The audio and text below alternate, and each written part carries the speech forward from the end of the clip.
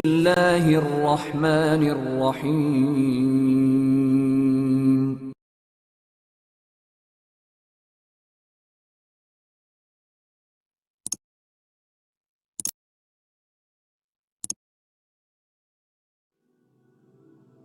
Growing up, I grew up in a black household. We used to go to church every Sunday. Southern Missionary Baptist Church. The church where they got a hoot and holler for God and singing kinds of songs and people speaking in tongues. It was always a good time. Demonic possession, no more demonic oppression. In Jesus' name, come on, church, come on. Let's bind together right now in Jesus' name. There'll be freedom and victory coming in his soul. At church, we'd be there all day on a Sunday, but it was a good time. One summer, my mom put me on, she locked me down the whole summer. I couldn't leave the house. I was on punishment, And in doing that, stuck in the house, I didn't have much to do. So what I would do was I would watch all her old video cassettes.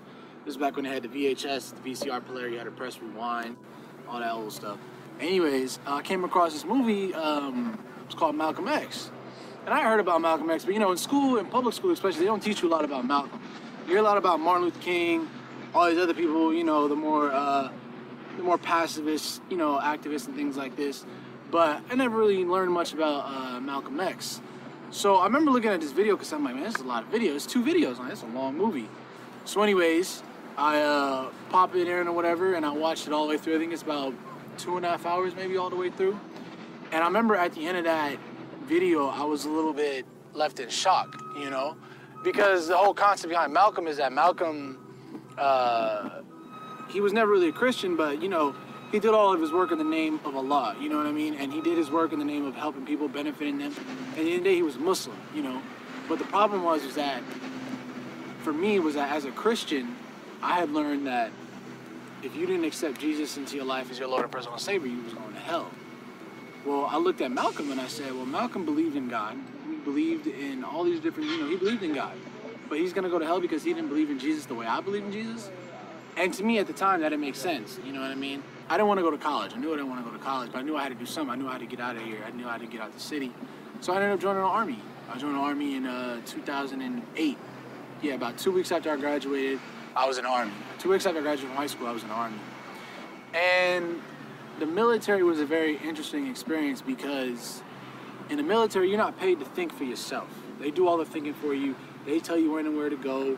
They tell you to do this, they tell you to do that. Everything is already planned out for you. One day I'm guarding this gate. I'm armed up with my weapon guarding this gate. And this truck approaches. And the truck approaches and it gets closer to the gate. And I'm telling the truck to stop. I'm saying stop, stop, stop, stop, telling the truck to stop. The truck stops, the driver gets out and he starts walking towards the gate. Well, I tell him, I say, you have to stop. I'm yelling at him, stop, stop, stop, stop, stop, stop. And the whole time he's coming at me, he has this smile on his face. So I'm thinking in my head, this man is crazy. This man is loony. He's out of his mind. I don't know what's wrong with him. Anyways, he continues to come closer and closer and closer. And by this time, I've pointed my weapon at him. I'm telling him I'm going to shoot and all this stuff. But something was telling me not to shoot.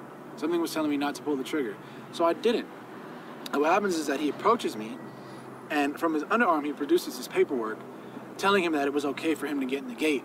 Well, in the conversation I'm having with him, I'm telling him, you can't come into the gate. You're not welcome in the gate. And I'm like, didn't you see me pointing this weapon at you? Don't you know I could have shot you?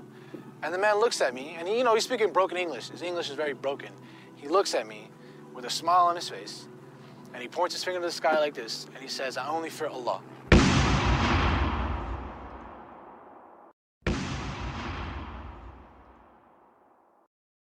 And in my head, I'm like, all right, dude, whatever. You know what I mean? You got problems, you know what I mean? You out here defying guns and stuff. No, you're tripping out, whatever, right? So what happens is that I come back out to California about October of 2011, and then I took my Shahada at, I